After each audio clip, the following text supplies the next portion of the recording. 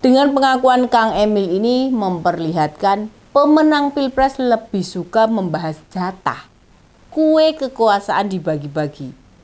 Mereka nggak peduli, rakyat hanya dapat kabar berita niwai.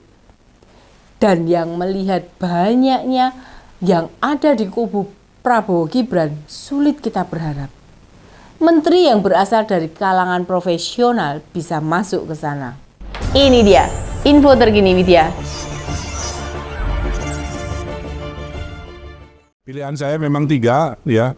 Antara pernah dibicarakan tentunya antara Menteri, Gubernur DKI, dan Gubernur Jawa Barat. Tapi per hari ini belum saya putuskan. Kalau hati lebih cenderung mungkin melanjutkan Jawa Barat jilid 2.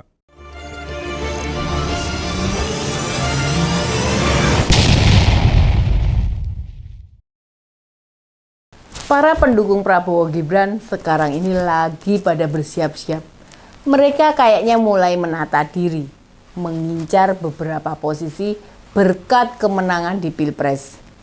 Sebagai pemenang Pilpres, pasti banyak pos yang akan diisi oleh pendukung Capres 02. Mulai dari Dewan Pertimbangan, Menteri, Penasihat Presiden, Komisaris, sampai Wakil Menteri, dan lain sebagainya. Terakhir, masuknya AHY jadi Menteri ATR Kepala BPN mengindikasikan pesta bakal segera dimulai. Kita tahu ada 4 partai parlemen pengusung pasangan Prabowo Gibran dan 4 partai non-parlemen yang punya potensi mendapatkan jabatan. Tentu yang pertama ketua umum partai dulu. Untuk 4 partai pengusung, semua ketua umumnya sekarang jadi menteri. Prabowo jadi Menhan, Erlangga Menko Perekonomian, Zulhas Menteri Perdagangan, dan AHY Menteri ATR. Sementara Ketua Umum PBB Partai Bulan Bintang, PSI, Gelora, dan Partai Prima. Namun masih ada para petinggi relawan yang tentunya juga butuh dipikirkan. Mereka akan dikasihkan pos apa? Juga ada individu-individu yang ikut membantu tanpa punya pasukan. Misalnya ada Hercules, ada Budiman Sujatmiko, dan Bung Maru Arar Sirait. Nah, yang sudah mulai membayangkan masa depannya, bekas Gubernur Jawa Barat, Pak Ridwan Kamil. Kata Kang Emil dengan pede, dia tinggal memilih saja apakah akan jadi menteri atau gubernur. Untuk posisi gubernur, ada 2 provinsi yang kemungkinan dengan mudah digapai. Jika tidak di Jawa Barat, ya di DKI. Namun, dalam kabar yang tersebar, posisi menteri yang disiapkan buat Kang Emil adalah jadi Menteri PUPR, menggantikan Pak Bas. Bila melihat latar belakang pendidikannya, ya masih ada kolerasinya.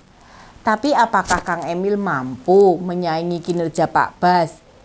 Ya, nanti kita lihat aja, kita tunggu. Hanya dari apa yang disampaikan mantan Gubernur Jawa Barat itu, kesan yang kita lihat begitu suara Prabowo Gibran di atas 2 kandidat lain. Kok malah lebih banyak menebak siapa orang yang akan mengisi jabatan itu ya?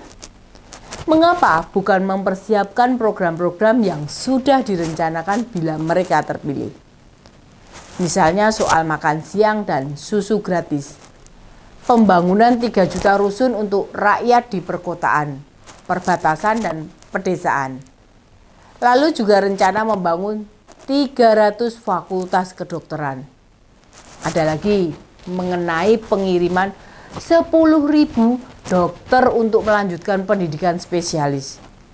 Kemudian juga menaikkan gaji guru, hakim, TNI, dan Polri. Terus apa nih ya? Aku agak lupa. Begitu mereka unggul suara, kita tidak lagi atau jarang mendengar Ketua TKN Pak Rosan Roslani menyampaikan agenda-agenda apa yang sedang mereka lakukan. Kita tidak melihat TKN melakukan konsolidasi.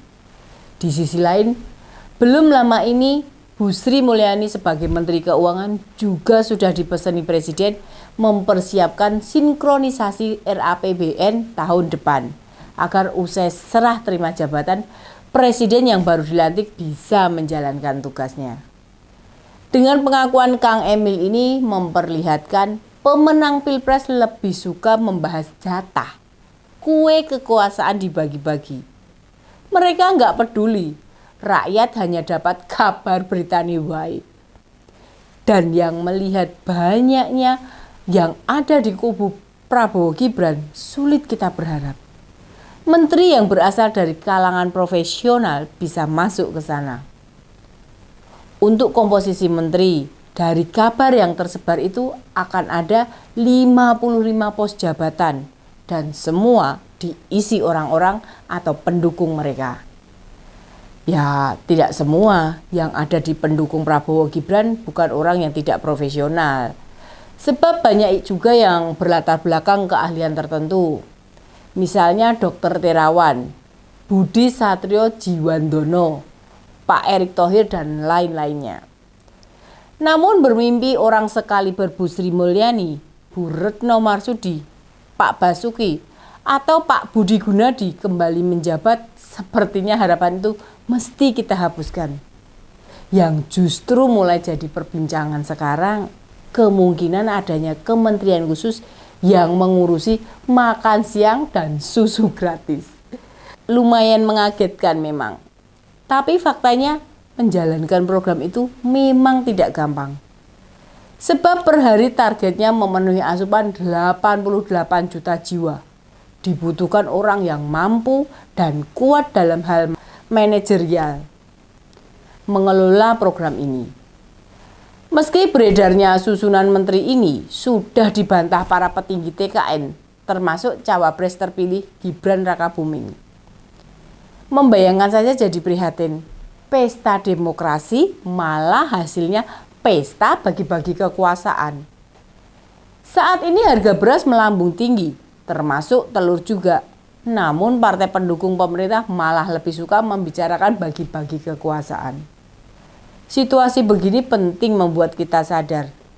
Akankah pemerintahan pengganti Pak Jokowi bakal benar-benar serius bekerja melanjutkan program, utamanya meningkatkan kesejahteraan rakyat? Bila tak ada lagi yang kepedulian, mari siapkan saja rencana cadangan hidup kita. Mengeluh apalagi mengadu ke pemerintah, sepertinya bakal makin sulit didengar.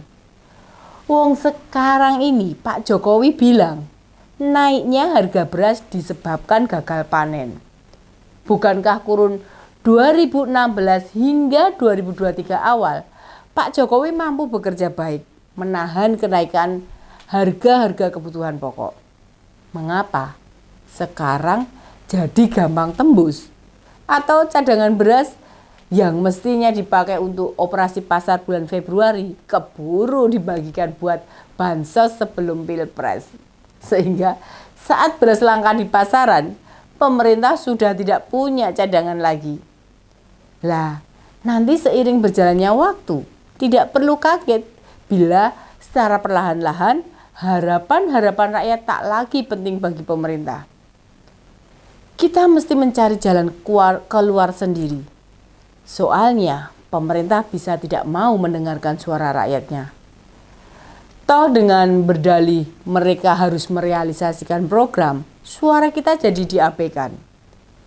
Kabarkan pada teman, hande taulan, keluarga, termasuk para pendukungnya Pak Prabowo agar siap-siap saja. Di masa mendatang, kita mesti menyelesaikan masalah kita sendiri. Harga-harga naik jelang lebaran, jelang puasa, atau jelang akhir tahun bakal kembali kita hadapi.